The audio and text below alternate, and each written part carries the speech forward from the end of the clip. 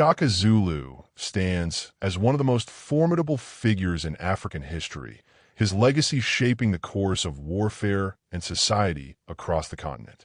Born in 1787 in the small village of the Zulu kingdom, Shaka's early years were marked by hardship, exile, and the relentless pursuit of vengeance. His rise from a young outcast to the undisputed ruler of a powerful empire is a tale of genius, brutality, and ambition. But it also illustrates the deep complexity of human nature and the transformation of a nation through the force of one man's vision. The Zulu kingdom in the late 18th century was a fractured entity, composed of disparate clans often at odds with one another. It was a society characterized by its strong warrior culture, but it lacked the centralization and unity that could bring about lasting power. The Zulu were not the preeminent force in the region. That distinction belonged to neighboring groups like the Nguni and the Swazi. At this time, the kingdom's political landscape was fluid and volatile, with shifting alliances, constant tribal warfare, and no clear dominant ruler. Yet, the Zulu people were in the process of evolving into a formidable force, and Shaka would be the one to solidify that transformation. Shaka's father, Mfecane, was the chief of the Zulu people, but his rule was marked by weakness and disorganization. Shaka's mother, Nandi, was a woman of extraordinary strength and character, though her position was always precarious in a society that valued power and status above all else. Nandi's status as an unmarried woman and the mother of Shaka was a point of social stigma, and as a result, Shaka's early years were marked by rejection, ridicule, and a deep sense of injustice.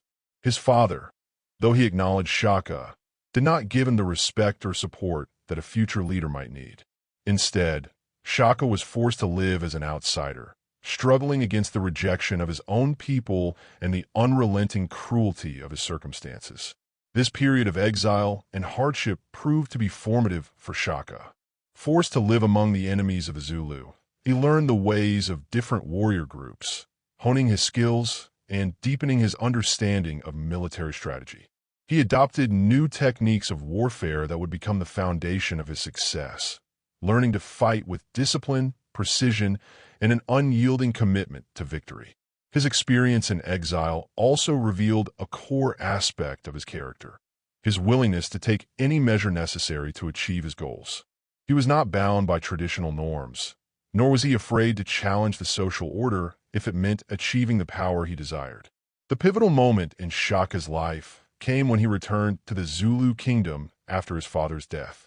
At this time, the Zulu were divided and weak, vulnerable to the pressures of neighboring tribes and the encroaching forces of European colonization. Shaka, now an experienced warrior, was ready to transform the Zulu people into a united, centralized force capable of commanding respect from both local rivals and foreign invaders.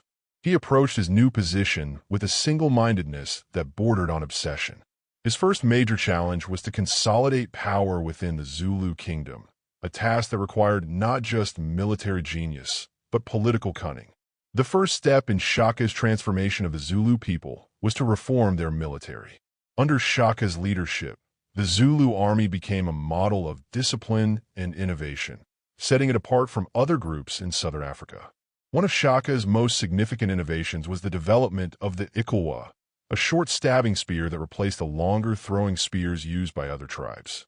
The Ikawa allowed for close combat, making it possible for Shaka's warriors to fight in tight formations, engaging their enemies at close range with overwhelming force. This weapon, along with Shaka's insistence on rigorous military training, fundamentally changed the way battles were fought. His warriors were taught to fight as a cohesive unit, using speed and strength to overwhelm their opponents in hand-to-hand combat. Shaka's army was not only a force of military might, but also a symbol of his power. To maintain control, Shaka demanded absolute loyalty from his soldiers, punishing disobedience with extreme cruelty. This created a climate of fear and respect, where his soldiers knew that failure in battle or insubordination would lead to swift and brutal punishment. But it was also a system that rewarded success and loyalty, elevating those who proved themselves in combat. The Zulu were also set apart by their strategy.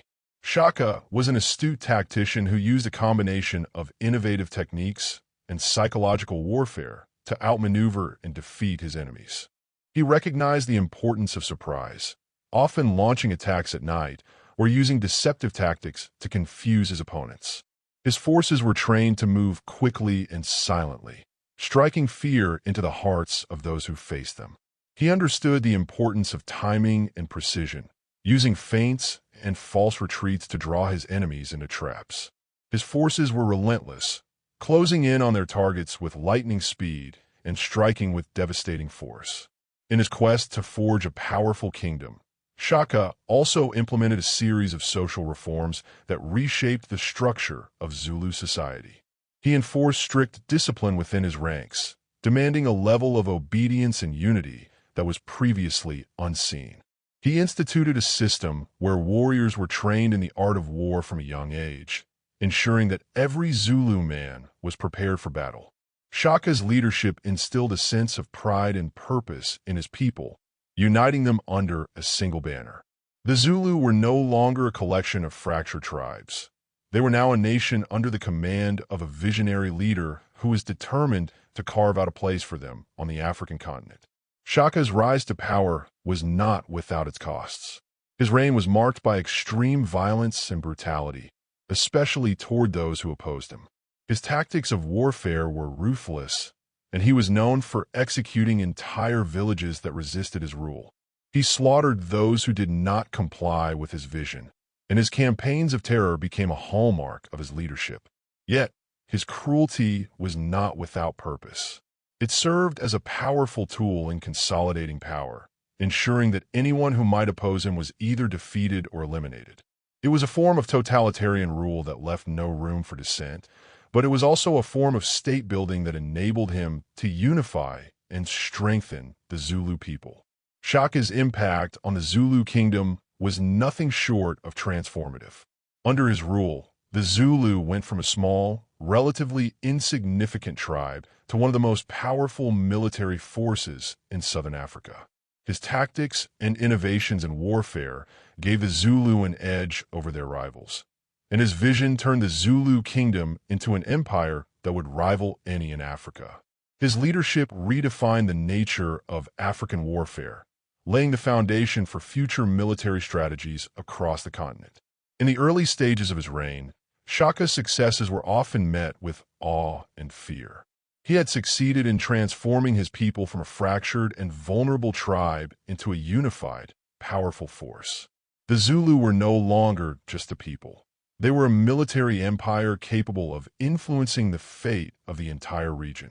Shaka's vision, fueled by a deep sense of destiny and a desire for vengeance against those who had wronged him, drove him forward with relentless determination. His story is not just one of military triumph, but also of a man who dared to reshape the world in his own image, no matter the cost. Shaka's impact on history is undeniable. The Zulu Empire he built would stand as a testament to his extraordinary leadership and military prowess. But his story is also one of transformation, both for the kingdom he led and for himself. From a young man cast aside by his father's people to the king of an empire, Shaka's rise to power is a dramatic example of the force of will and vision in shaping the course of history. Shaka Zulu's transformation from a warrior chief into an imperial ruler was no simple feat. His vision of a unified, dominant Zulu kingdom was not realized overnight. It required a strategy of calculated violence, brutal expansion, and sharp political maneuvering. By the time Shaka had consolidated power in his homeland, he was already forging a path toward expansion beyond the Zulu heartland, a move that would redefine the balance of power in southern Africa. What followed was a campaign of relentless warfare, one that would leave an indelible mark on the continent and change the course of history for countless tribes, nations, and empires. Shaka's early efforts were focused on cementing his rule within the Zulu kingdom itself, but his growing ambition soon turned toward the neighboring tribes. The foundation of his empire lay in his ability to control not only the Zulu people, but also the surrounding territories. His military genius, which had already been demonstrated through innovative tactics and weaponry, now turned toward territorial expansion. The Zulu kingdom could not remain secure while its neighbors were still powerful enough to threaten its sovereignty. As a result, Shaka embarked on a campaign of territorial conquest that would span several years, encompassing a wide swath of southern Africa. The first target of Shaka's expansion was the neighboring Ndwandwe kingdom, ruled by Kingswide, a fierce adversary and a formidable warrior in his own right. The Ndwandwe were a powerful rival, and their territory lay just to the north of the Zulu kingdom.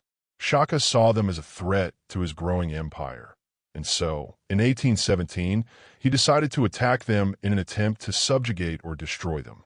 The war that followed would be among the most brutal of Shaka's military career, and it would serve as a blueprint for the many wars of conquest that would follow.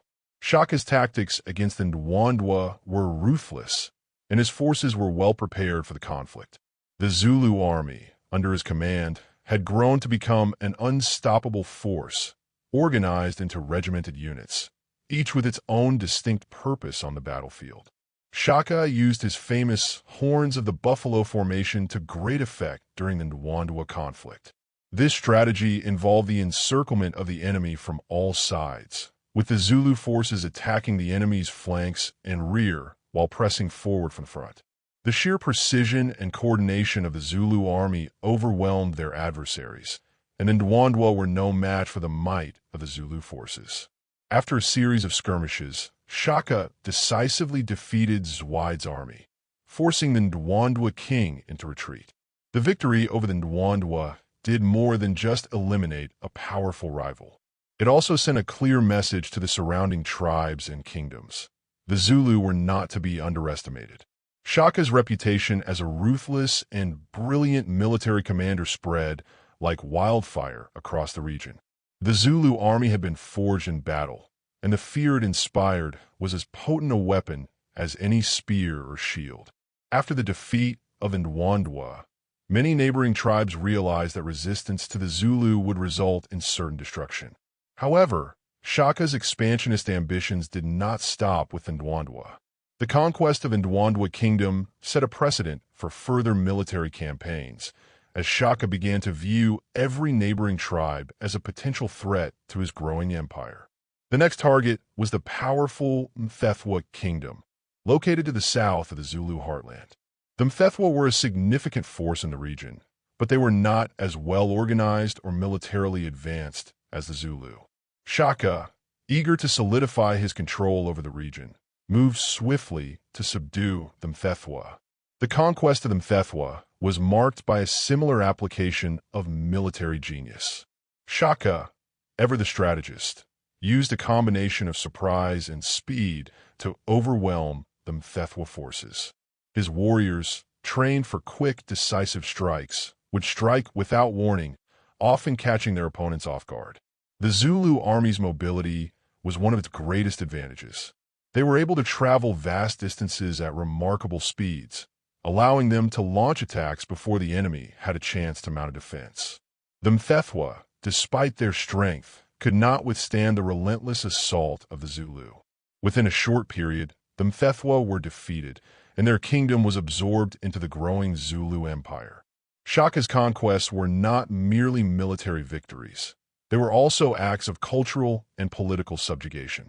As the Zulu expanded their territory, they also sought to assimilate the people they conquered.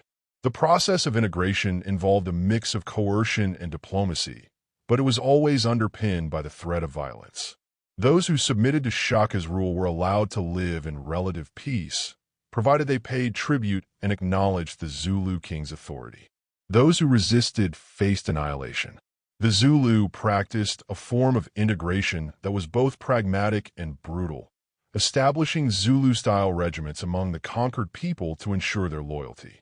Yet, it was not simply Shaka's military prowess that made him a successful conqueror. It was his ability to reshape the societies he encountered. He imposed a strict hierarchy on the conquered territories, establishing military regimes that followed the same structure and discipline as the Zulu army. This ensured that even in the farthest reaches of his empire, the Zulu way of life would be maintained. The conquered tribes were required to adopt Zulu customs and traditions, and many were assimilated into the Zulu warrior culture. This forced integration was a double-edged sword. While it secured Shaka's rule, it also sowed resentment among those who had been absorbed into the Zulu way of life.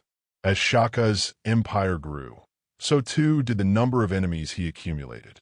His conquests left a trail of destruction, and many of the tribes he defeated did not easily forget the atrocities committed by the Zulu. Resistance grew among the oppressed peoples, and there were constant uprisings, which Shaka responded to with overwhelming force. The Zulu king was unforgiving of dissent, and any rebellion was crushed with terrifying speed.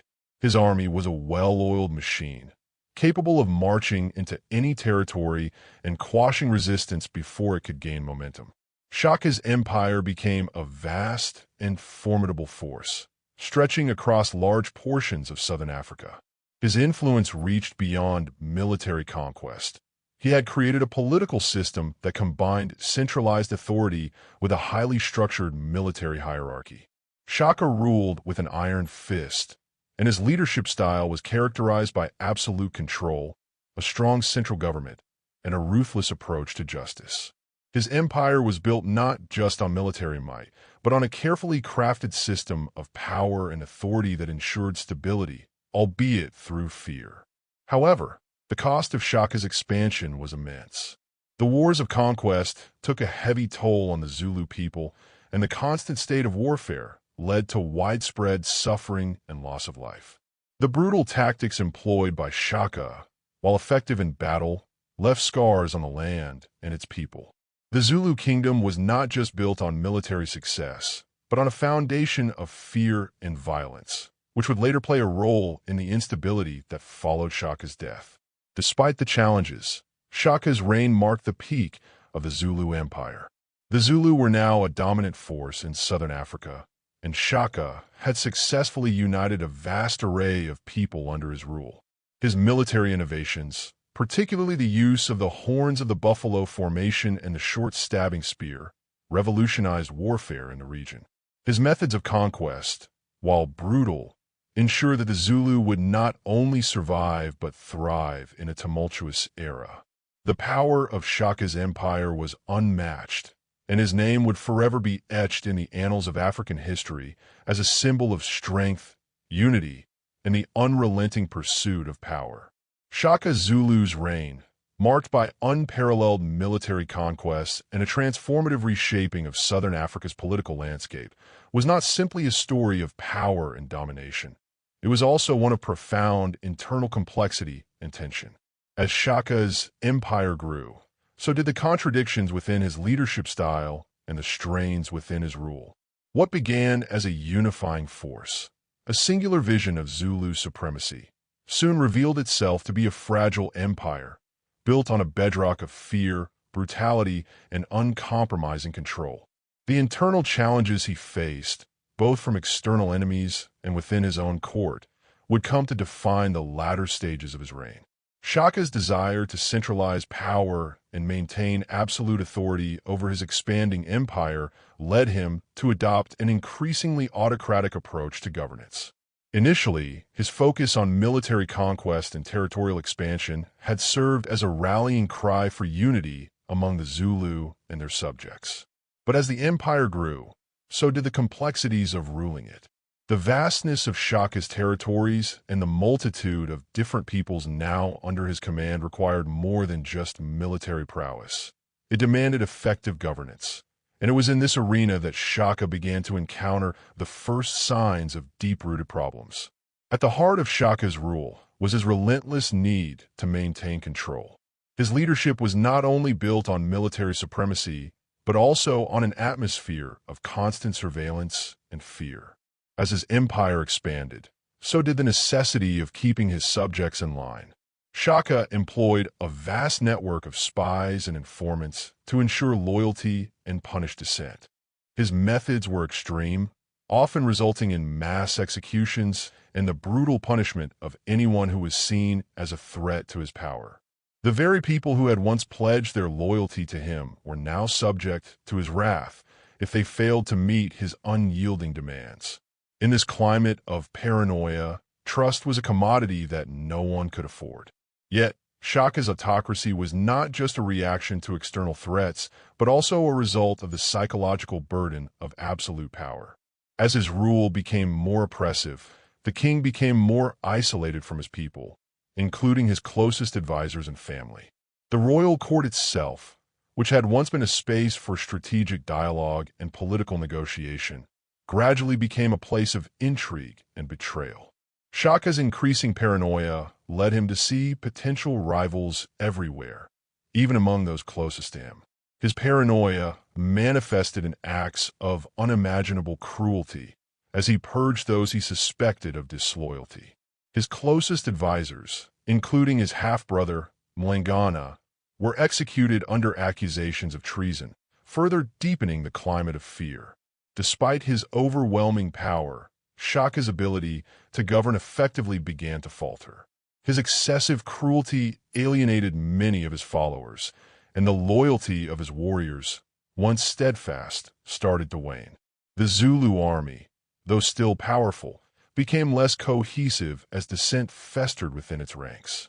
Shaka's insistence on perfection and his demand for absolute discipline had resulted in an army that was both highly efficient and deeply resentful of the king's methods.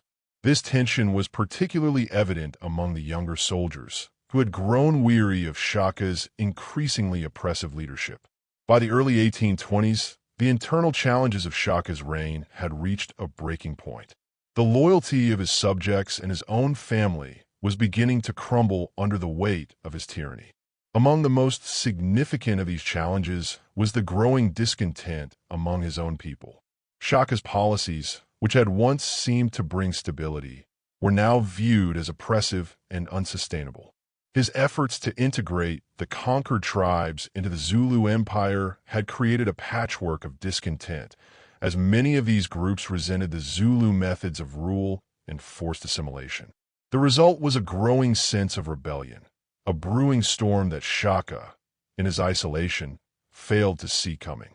In addition to the discontent within the empire, external pressures were beginning to mount.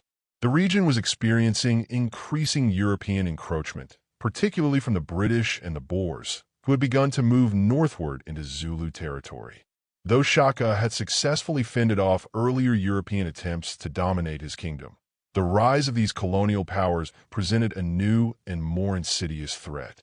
Unlike the Zulus' traditional enemies, the Europeans came with advanced weaponry, new military tactics, and the backing of a growing imperialist agenda. Shaka's leadership was now being tested not only by the forces within his empire, but also by the rise of a new kind of warfare, one that he could not entirely comprehend or counter with traditional methods. While Shaka had been adept at defeating neighboring tribes through direct confrontation and superior tactics, the growing threat of European colonialism posed an entirely new kind of challenge. The British, in particular, had begun to establish a presence along the southeastern coast of Africa, and their presence was threatening to encircle the Zulu kingdom. The Zulu were now confronted with the reality that their empire, while powerful, could not survive indefinitely in the face of external European expansion. Shaka's efforts to prepare his people for this new challenge were inadequate, and the growing colonial threat added a layer of complexity to his rule that he had not fully anticipated. As these external pressures mounted and internal unrest grew, the once unshakable foundation of Shaka's rule began to crack.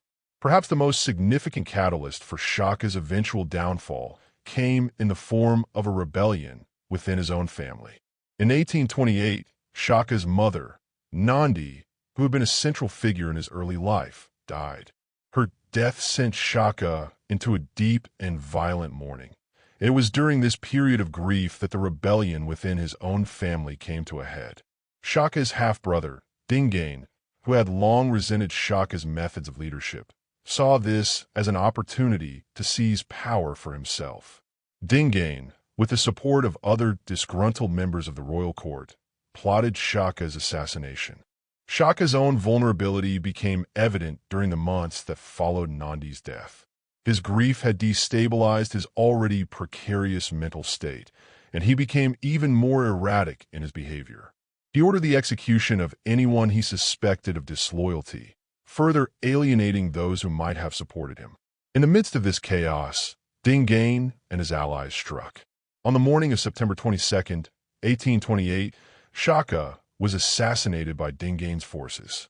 The king, once an unstoppable force of nature, was killed by those who had once sworn loyalty to him. Shaka's death marked the end of an era for the Zulu kingdom. The empire he had built, through violence and genius, was left in the hands of those who lacked his vision and leadership. Dingaan, who succeeded him, was unable to maintain the same level of control and unity within the Zulu kingdom. The internal dissent, compounded by the growing European threat, ultimately led to the weakening of the Zulu Empire. While Shaka had forged one of the most powerful military forces in southern Africa, his inability to reconcile with his people and adapt to the changing political landscape ultimately led to the empire's decline. The tragic irony of Shaka's death lies in the fact that the very traits that had made him a great leader, his brilliance, his unyielding ambition, and his willingness to do whatever it took to achieve his goals, had also led to his downfall. His reign had been defined by expansion, fear, and a desire for power at any cost. However, in the end, it was not his enemies on the battlefield who brought him down, but the people closest to him, those he had once trusted most. Shaka's death marked the end of the Zulu Empire as it had been known during his reign. His legacy, however, would live on. The Zulu kingdom, though weakened, would continue to play a significant role in the history of southern Africa. Shaka's military innovations, his centralization of power, and his vision for a unified African kingdom would influence generations of African leaders. His story would be one of both tragedy and triumph, a testament to the complexity of power and the inherent dangers of unchecked ambition. Shaka Zulu's death in 1828 sent shockwaves through the Zulu kingdom and the wider southern African landscape. His assassination, at the hands of his own brother Dingaan, marked the violent end of an era. The Zulu Empire, which had been built on Shaka's military genius and relentless ambition, was left in turmoil. But the death of such a commanding figure did not mark the immediate collapse of the empire. Instead, it ushered in a period of instability, internal strife, and a struggle for power that would shape the future of the Zulu kingdom for years to come. Upon Shaka's death, Dingaan ascended to the throne, but his reign was far from secure. The very foundation of the Zulu Empire, which had been built on Shaka's personality and leadership, was now under threat. Dingaan's rule was challenged not only by internal factions, but also by external forces, particularly the growing influence of European colonial powers and the rising threat from neighboring African kingdoms. Although Dingaan inherited the mantle of the Zulu king, he lacked the visionary leadership and military acumen that had made his brother Shaka one of the most feared rulers in Africa. His ascension to power was marked by bloodshed and betrayal, and his reign would ultimately prove to be a fragile and tenuous one. One of the most immediate challenges that Dingaan faced was the fragmentation of power within the Zulu court. Shaka's brutal purges had left a kingdom rife with discontent, and Dingaan's ascension only deepened the divisions within the Zulu royal family. His first act as king was to solidify his position by eliminating any potential rivals, including members of the royal family who had supported Shaka's rule. Dingaan's reign was built on the very same brutal tactics that Shaka had employed, but it became clear that he lacked the charisma and military genius to hold the kingdom together in the same way his brother had. Dingaan's rule was also marked by a series of internal rebellions and uprisings. Many of the Zulu warriors who had once followed Shaka with unwavering loyalty were now disillusioned with Dingaan's leadership. The heavy-handed tactics and the oppressive atmosphere of Shaka's reign had created a kingdom where fear reigned, but that fear did not translate into long-term loyalty. Under Shaka, the Zulu were united by the strength of his vision and the discipline he instilled in his army. But under Dingaan, the lack of a strong, unifying vision caused fractures that would ultimately undermine his rule. The first major rebellion occurred in 1829, just a year after Dingane's ascension to the throne. A group of Zulu military commanders, discontented with Dingane's leadership, rose up in revolt. This rebellion was crushed with brutality, but it exposed the deep dissatisfaction that existed within the Zulu army. Many warriors, who had once followed Shaka with blind loyalty, now saw Dingane as an incompetent ruler, incapable of leading the Zulu to greater heights. The rebellion highlighted the vulnerability of Dingane's reign and set the stage for further internal conflicts. At the same time, Dingane faced external threats from neighboring kingdoms and the increasing encroachment of European powers in southern Africa. The British, who had already established a foothold along the southeastern coast of Africa, were now seeking to expand their influence further inland. The Boer settlers from the Cape Colony, who had long been in conflict with the indigenous African kingdoms, also posed a threat. The Zulu kingdom, which had once been the dominant force in southern Africa under Shaka, was now on the defensive. Dingane's inability to effectively deal with these external threats further eroded his power. The British, under the command of Lieutenant Colonel Henry Somerset, sought to establish control over the strategic regions that bordered Zulu territory. The Boers, who had already experienced conflict with the Zulu under Shaka, began to push deeper into Zulu-controlled lands. Despite the growing pressures from both the British and the Boers, Dingane's efforts to repel these forces were largely ineffective. The Zulu army, once the most formidable in southern Africa, was now struggling to maintain its dominance. It was during this period of external tension that the infamous Battle of Blood River took place in 1838, a decisive conflict between the Zulu and the Boers that would shape the future of the kingdom.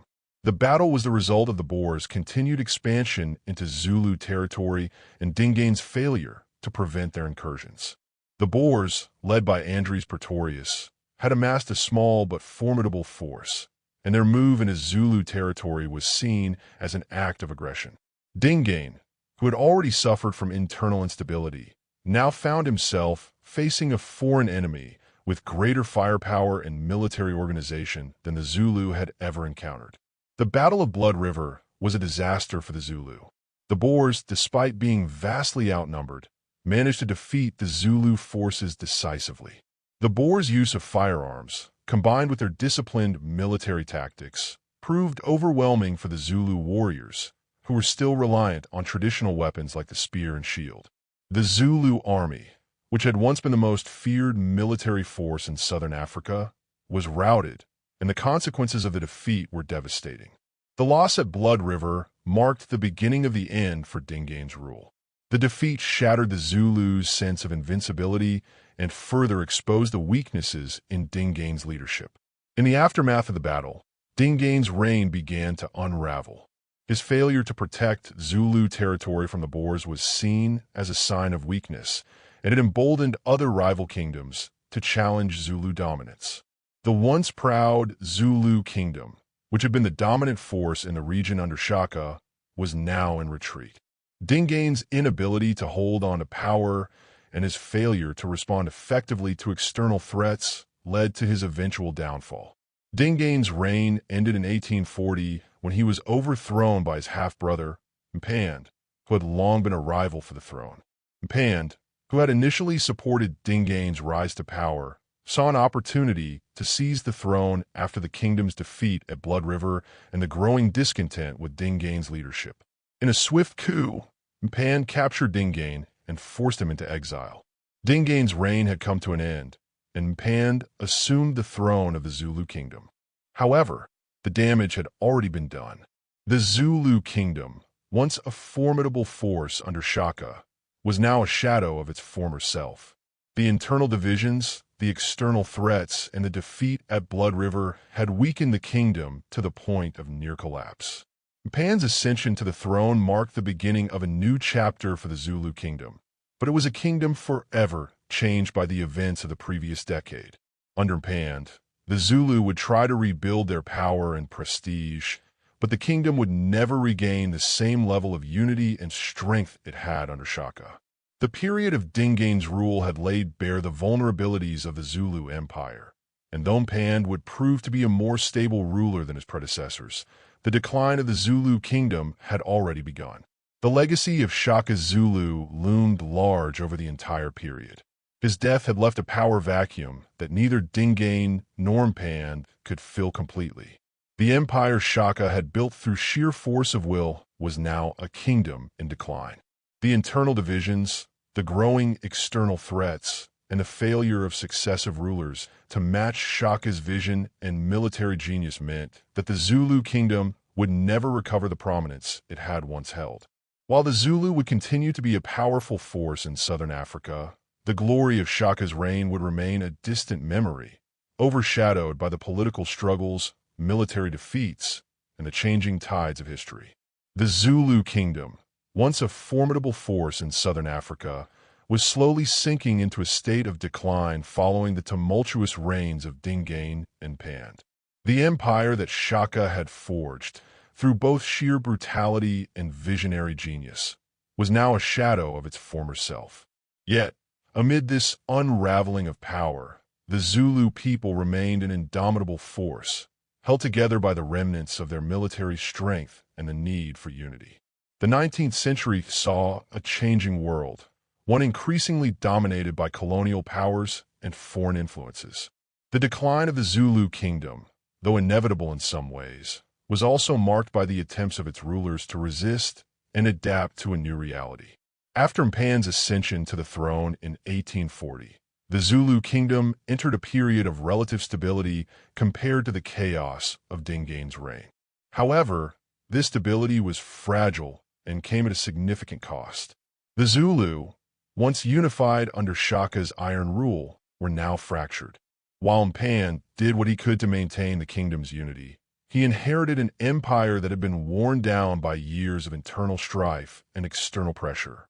The once formidable Zulu military, which had been at the forefront of Shaka's conquests, had lost much of its previous might.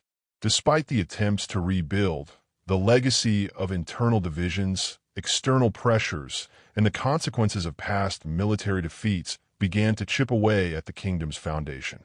Mfacane's reign was largely defined by the precarious nature of Zulu power.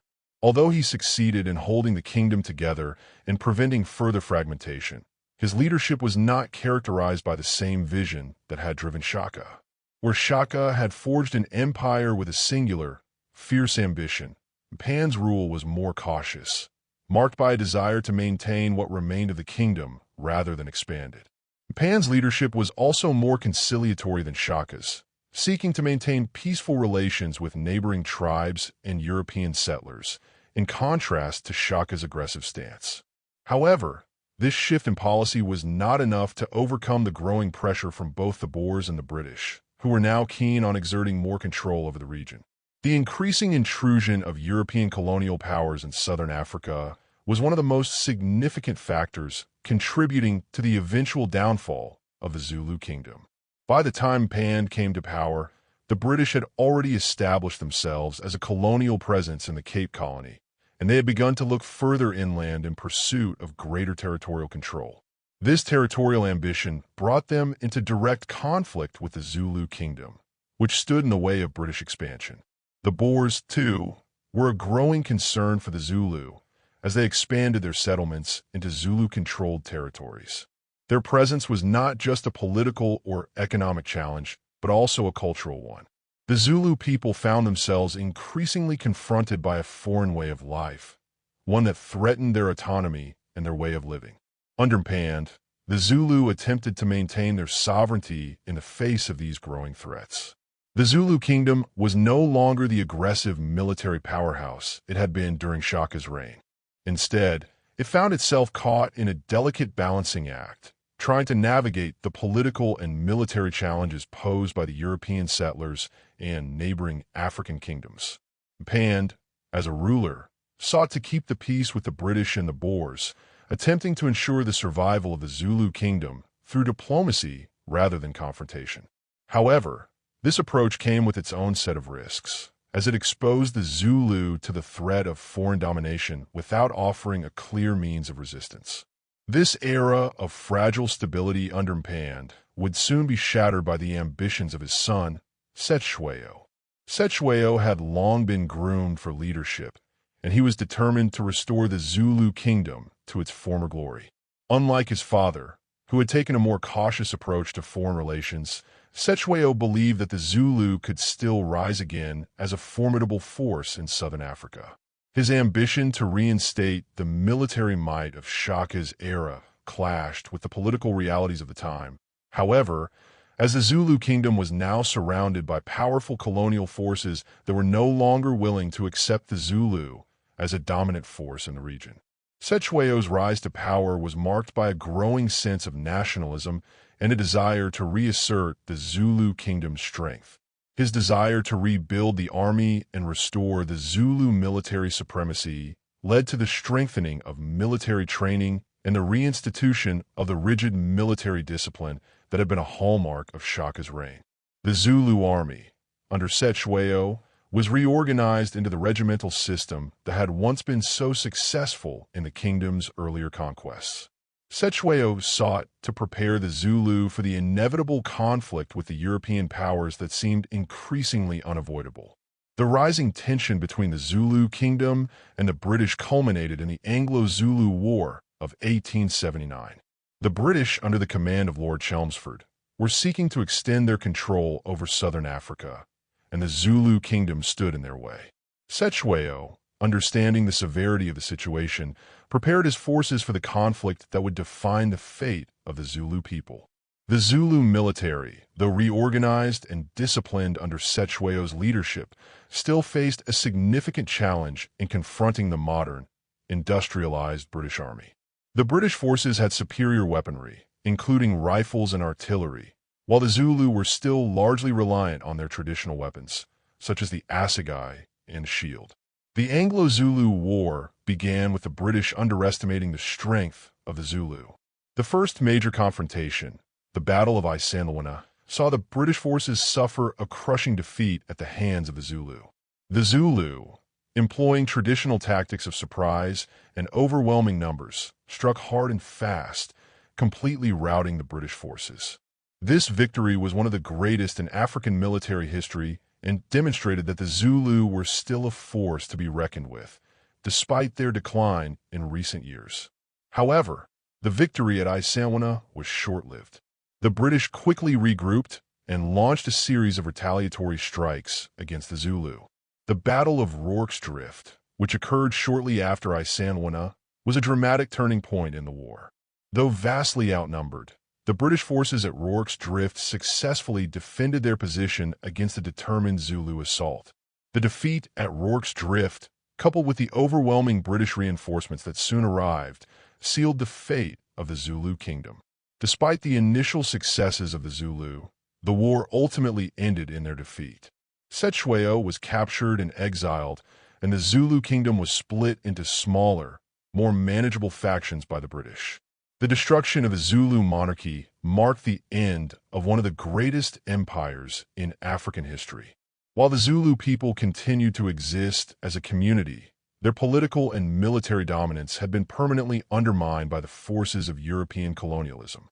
The aftermath of the Anglo-Zulu War saw the Zulu kingdom shattered, its people broken under the weight of colonial subjugation.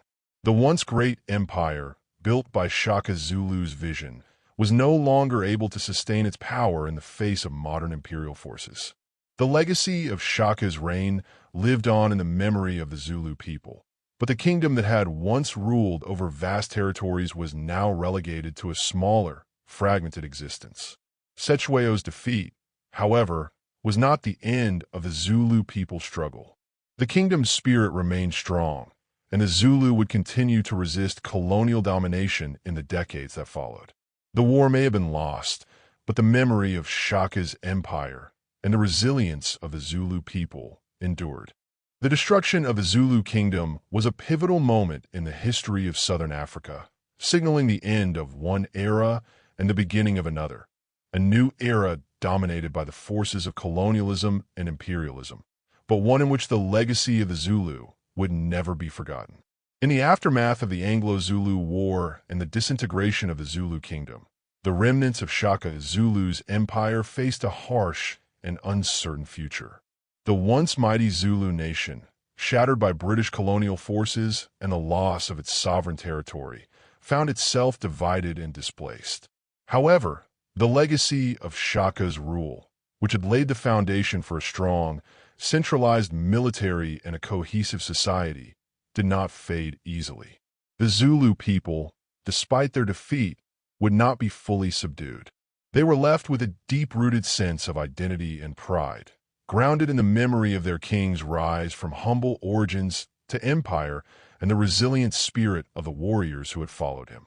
What followed was not merely the defeat of an empire, but the beginning of a new chapter for the Zulu, one of survival, adaptation, and resistance. The years following the Anglo-Zulu War marked a period of profound change for the Zulu kingdom. Although the British had effectively destroyed the political structure of the Zulu nation, they were not able to extinguish the cultural resilience of its people. Cetshwayo, the last legitimate Zulu king, was exiled to Cape Town, and for a time, the Zulu kingdom was governed by British-appointed leaders. The people, disillusioned but resolute, now found themselves under the control of foreign power, forced to adapt to new political realities and economic pressures. Despite the British occupation and their efforts to divide and conquer, the Zulu maintained a strong sense of unity and identity. The British attempt to dismantle the kingdom's internal structures by dividing Zulu territories into smaller, more manageable sections failed to break the cultural ties that bound the people together. The Zulu remained united in their collective memory of Shaka's reign, the values of military discipline and bravery that had once set them apart from all other nations in southern Africa. The spirit of resistance was not easily quelled. The Zulu people, while adapting to British rule, never fully accepted it. Even though Cetshwayo was ultimately allowed to return to the Zulu homeland in 1883, his reinstatement as king was less a restoration of full power and more a measure of British convenience, designed to quell Zulu unrest without relinquishing total control over the region. The Zulu were kept under the thumb of British colonialism, their freedom limited by a system of indirect rule, which saw local chiefs and tribal leaders installed by the British in order to manage the day-to-day affairs of the people. The British believed that this arrangement would prevent further unrest and consolidate their authority, but it did little to heal the wounds of war or satisfy the Zulu desire for self-determination. The British imperialists' failure to completely subjugate the Zulu people after the war was evident in the ongoing tension between the Zulu and colonial authorities. Cetshwayo, though king in name, had limited power and faced constant challenges from both the colonial government and rival African groups. Though the British had succeeded in fracturing the Zulu political structure, they could not erase the memory of Shaka's reign, which remained alive in the hearts of many Zulu people. The image of Shaka as the visionary king who had once united the Zulu and expanded their empire continued to inspire hope for a resurgence of Zulu power. As the years passed, the Zulu gradually adapted to the new realities of British rule, but their sense of nationalism remained strong. They began to form a new kind of resistance, not through outright rebellion, but through a subtle, persistent challenge to colonial authority.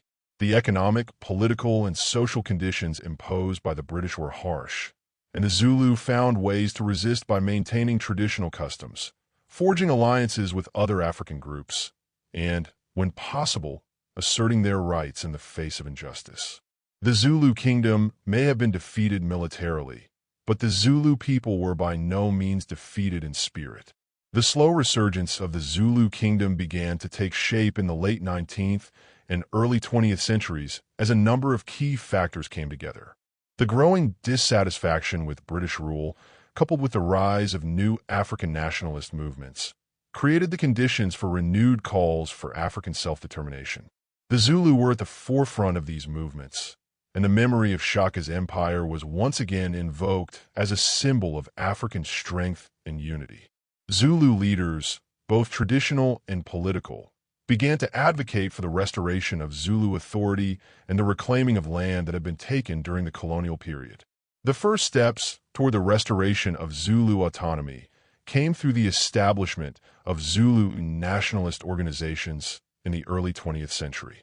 These organizations, though still under the shadow of British control, sought to promote the interests of the Zulu people and assert their right to self-rule. Leaders like John Dubé, who would go on to become the first president of the African National Congress, ANC, began to champion the cause of African unity and independence. These early efforts at resistance would later pave the way for a broader national movement that sought to challenge colonialism in all its forms. The Zulu, however, were not alone in their struggle.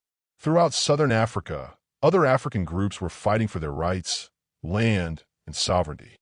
In the wake of the Anglo-Zulu War, the British Empire was not only dealing with the Zulu, but also the growing nationalist movements in places like Cape Colony, Transvaal, and the Orange Free State.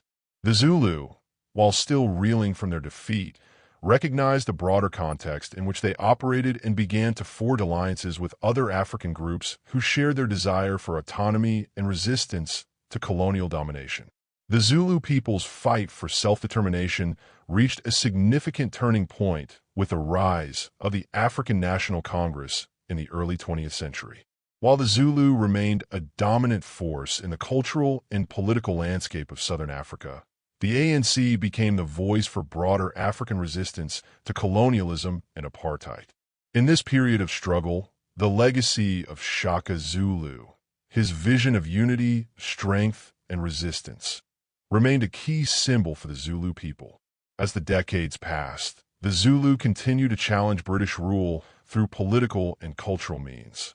The traditional systems of governance were maintained, albeit with limited power, and the Zulu leadership sought to preserve their language, customs, and way of life despite the pressures of British imperialism. The story of Shaka Zulu, the great king who had once led his people to glory, became an enduring symbol of African pride and strength, one that continued to inspire generations of Zulu and other Africans across the continent. However, the final chapter in the story of the Zulu people's resistance to colonial rule was written not by Shaka or even by Cetshwayo, but by the larger forces of African nationalism and the fight for independence. The legacy of Shaka and the memory of the once mighty Zulu kingdom played a central role in shaping the cultural and political identity of the Zulu people. By the time apartheid was formally abolished in the 1990s, the Zulu had become one of the key ethnic groups in the New South Africa, their cultural heritage having survived despite centuries of colonial oppression. In many ways, the history of the Zulu, from Shaka's rise to power to the eventual defeat of the apartheid system, encapsulates the broader story of African resilience in the face of colonialism. The Zulu experience is one of both loss and survival, an enduring testament to the strength of a people who, despite their subjugation, were never truly defeated. Their legacy, anchored in the memory of Shaka's reign, continues to resonate as a symbol of African strength, unity, and the indomitable will to survive and thrive against all odds. As the Zulu people began to regain their footing after the devastation of the Anglo-Zulu War and the decline of their kingdom, a new chapter in their history was about to unfold. While Shaka Zulu's empire had crumbled under the weight of British imperialism, the Zulu nation, despite its wounds, was far from finished. The memory of Shaka's reign, the strength, the unity, and the fear he had instilled in his enemies, continued to resonate through the generations. What followed in the wake of defeat was not a nation conquered, but a people in flux, navigating the complexities of colonial subjugation, political fragmentation, and the rise of a new identity in the face of foreign domination. The Zulu kingdom, despite its loss of sovereignty, did not simply fade into history after the war. The years following the Anglo-Zulu War were marked by a quiet, persistent form of resistance. While much of the political power had been stripped from the Zulu, their cultural identity remained strong. Under British rule, the Zulu were forced into a new political and social reality, one where their traditional way of life was threatened by foreign imposition. Yet, the resilience of the Zulu people, their deep-rooted sense of community, and their cultural practices ensured that they survived and adapted to these changing times. Even though the Zulu kingdom had been divided, the people remained united in their shared heritage, and this unity would play a critical role in their eventual resurgence. During this period of British control, the Zulu experienced a variety of social and political changes. The system of indirect rule implemented by the British was designed to maintain a semblance of traditional authority while effectively ensuring the dominance of colonial powers. Local chiefs, many of whom were put in place by the British, were tasked with overseeing the day-to-day affairs of their people, but were ultimately beholden to British interests. This system was a compromise, a way for the British to maintain control without having to exert constant military force. However, it created a new layer of tension within the Zulu community. The Zulu people, still mindful of their former glory under Shaka, often viewed the new leaders with suspicion, seeing them as puppets of the British colonial authorities. This period of indirect rule was not without its complications. The Zulu leadership, though nominally intact, was fragmented. Many of the Zulu chiefs and local leaders struggled to navigate the complex relationship with the British, trying to balance the need for cooperation with the desire to maintain some degree of independence. These tensions were exacerbated by the fact that the British were actively undermining traditional Zulu practices and laws. British-imposed policies aimed at controlling land, labor, and resources clashed with the Zulus' traditional systems of governance. In many instances, the Zulu people found themselves caught between two competing forces, the colonial state and the remnants of their once powerful kingdom. The social fabric of the Zulu people was also shifting during this period. The British colonial system, with its emphasis on Western values and institutions, sought to impose a new social order that was in direct conflict with the communal and hierarchical structure of Zulu society. The introduction of European-style education, Christianity, and the legal system further distanced the Zulu from their traditional ways of life. While some Zulu individuals adapted to these changes, others resisted, clinging to their customs, beliefs, and rituals. The result was a complex, layered identity that reflected the tension between preservation of the past and adaptation to the future. Despite the disruptions, the Zulu people found ways to assert their identity and resist the colonial system. The continued practice of traditional ceremonies, dances, and rituals played a crucial role in preserving the cultural heritage of the Zulu. Even in the face of British efforts to suppress these customs, the people continued to pass them down from one generation to the next, ensuring that the essence of Zulu culture endured. In the rural areas, where colonial influence was less direct, the Zulu people were able to maintain a semblance of their former autonomy, holding on to their traditional ways of life. The social structure of the Zulu also began to evolve during this time. The old regimental system that had once been the backbone of the Zulu military was gradually replaced by new forms of organization. Young men were still expected to undergo military training, but the emphasis was less on warfare and more on loyalty to the state. As the British colonial presence deepened, many Zulu men were also forced to work in the mines, on farms, or in the growing urban centers. This shift in labor patterns had a profound impact on the Zulu community. As young men left their rural homesteads to work in the cities or on farms, the traditional family structure began to weaken. The central role that military service had once played in the Zulu identity was slowly being replaced by the realities of a colonial economy that depended on cheap labor. However, despite these pressures, the Zulu retained a sense of unity and purpose, even if that purpose had shifted. A new generation of Zulu leaders emerged, some of whom had been educated in European-style schools and were exposed to the ideas of African nationalism and liberation. These leaders were key in shaping the future of the Zulu people, forging alliances with other African groups who were also grappling with the effects of colonial rule. It was during this time that the seeds of African resistance were planted, and the struggle for independence began to take shape across the continent. The rise of the African National Congress, ANC, in the early 20th century provided a platform for the Zulu, along with other African groups, to voice their frustrations and demand political change. Although the Zulu were not the sole focus of the ANC, Their participation in the broader movement for African rights was vital. The ANC sought to unite Africans across ethnic lines, and the Zulu, with their long history of resistance and cultural pride, played an important role in this emerging Pan-African identity. The Zulu people's resistance to colonial rule took many forms. The Zulu were known for their fierce independence, and even after the fall of their kingdom, they continued to resist British control through political means, strikes, and protests.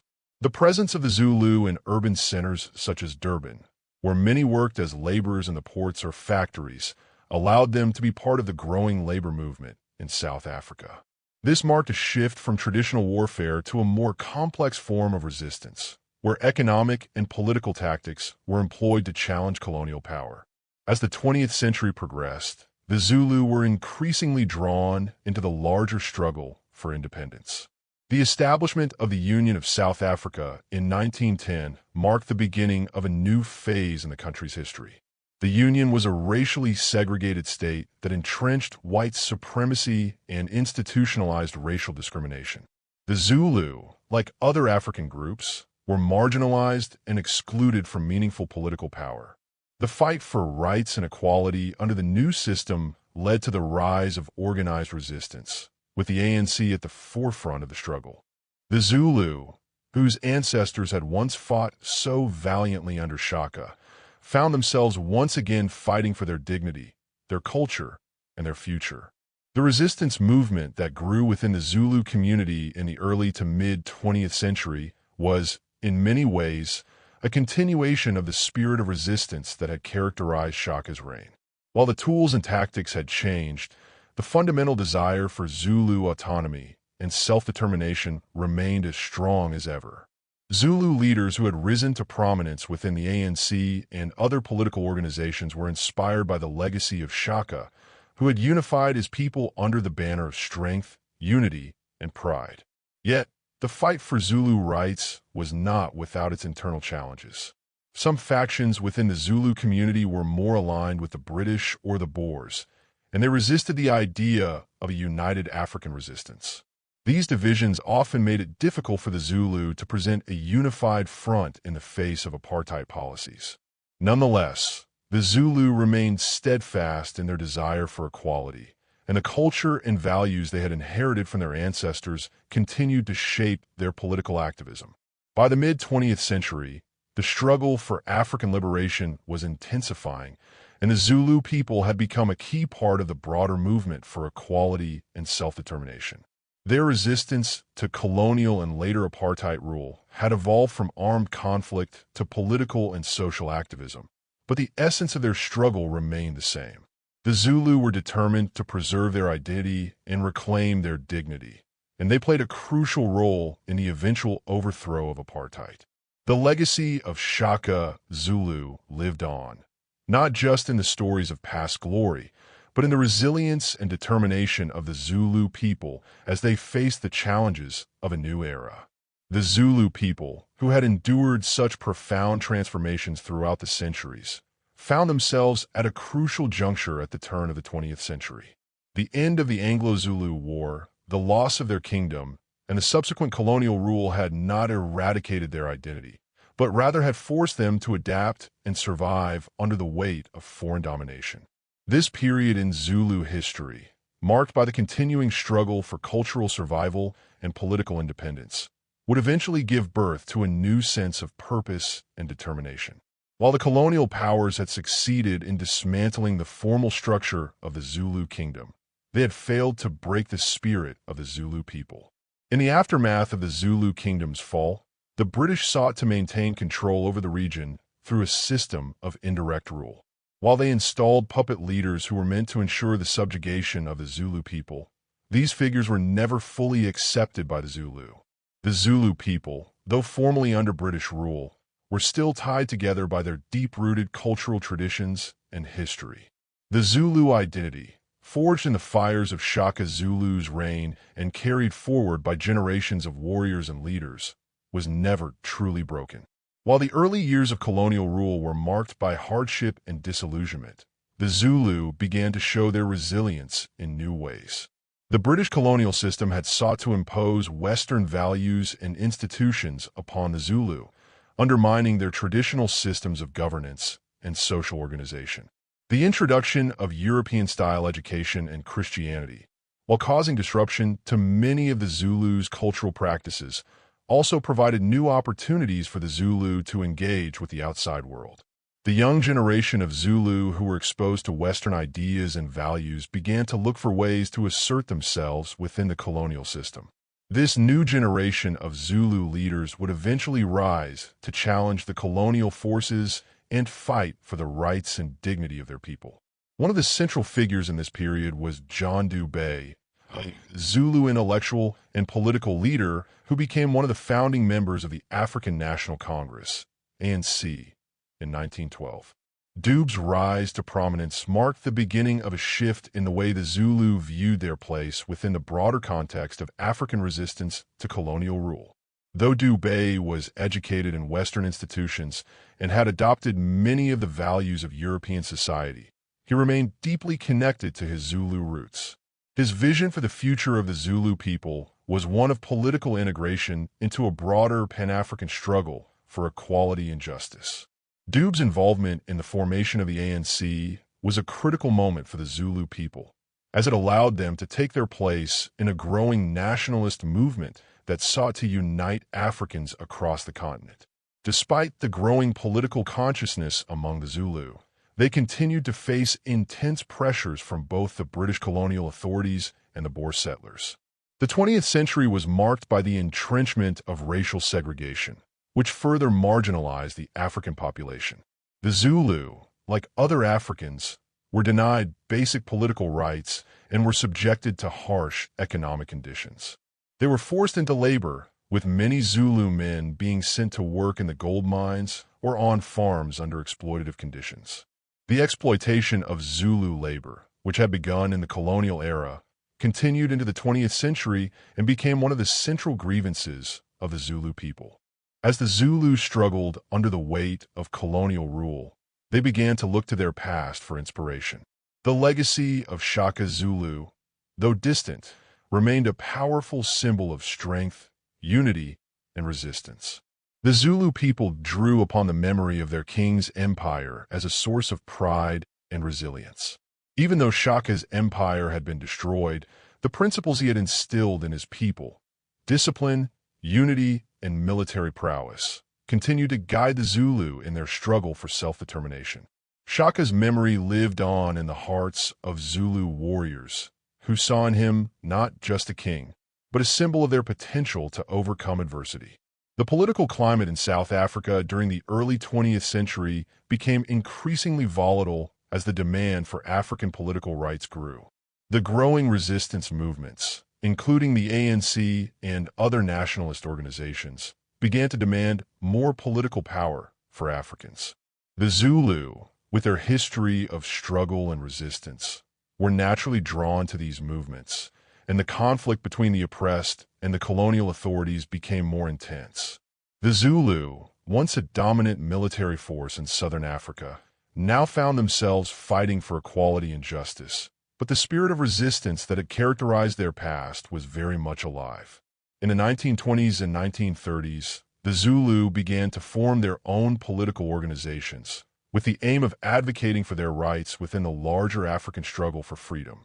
These movements, though often marginalized by the broader political landscape, played a key role in laying the groundwork for the more significant political shifts that would come in the mid-20th century. The Zulu people, despite their subjugation, were finding ways to assert their political voice, and their leaders were becoming increasingly vocal in their demands for land, resources, and political representation. As the apartheid system became more firmly entrenched in South Africa after 1948, the Zulu people once again found themselves fighting for their rights. The apartheid regime sought to segregate the population and deny Africans basic rights, including the right to vote, own land, and live freely. The Zulu, like other Africans, were forced to endure the harsh conditions of the apartheid system, but the memory of their once great empire and the enduring pride in their heritage fueled their resistance. Throughout the 1950s and 1960s, the Zulu continued to be a force within the larger African liberation movement. They played a key role in protests, strikes, and other forms of resistance to apartheid, drawing upon the spirit of unity and resilience that had once defined their military successes under Shaka. The political and cultural renaissance that emerged among the Zulu during the apartheid era was part of a larger shift in African identity. As the colonial systems that had once sought to dominate and divide the African continent began to crumble, a new sense of unity and solidarity emerged among African peoples. The Zulu were at the forefront of this movement, leading efforts to reclaim their cultural heritage and assert their political rights. Their resistance to apartheid was not simply a fight for political freedom, but a reclaiming of their identity and their legacy as a proud and resilient people. In the 1980s and 1990s, as the tide of history began to turn against the apartheid regime, the Zulu found themselves once again at a crossroads. The eventual dismantling of apartheid and the establishment of a democratic South Africa in 1994 brought about a new era of possibility for the Zulu people. The history of their struggle for independence, their legacy as warriors and leaders, and their ongoing fight for dignity and equality all converged in this moment of transformation. The Zulu, having endured centuries of colonization, warfare, and segregation, now had the opportunity to define their future on their own terms. The post-apartheid era, though marked by new political challenges, also brought the opportunity for the Zulu to reclaim their cultural and political significance in South Africa. The Zulu monarchy, once a symbol of royal authority and military power, would continue to hold a special place in the hearts of the people, even though it was no longer the force it once had been. The Zulu, as a people, would continue to be a vital part of the South African nation, contributing to the country's cultural richness and diversity. The memory of Shaka Zulu, the warrior king who had shaped their destiny, would continue to inspire future generations. Shaka's legacy, built on strength, unity, and resilience, had lived on through the struggles of the Zulu people, from their defeat at the hands of the British to their fight against apartheid. Though their political power had been eroded over time, the Zulu people's identity and spirit remained unbroken. In the end, the story of a Zulu is not just one of military conquests and the fall of an empire, but a story of survival, resistance, and the unyielding determination to reclaim their dignity and place in the world.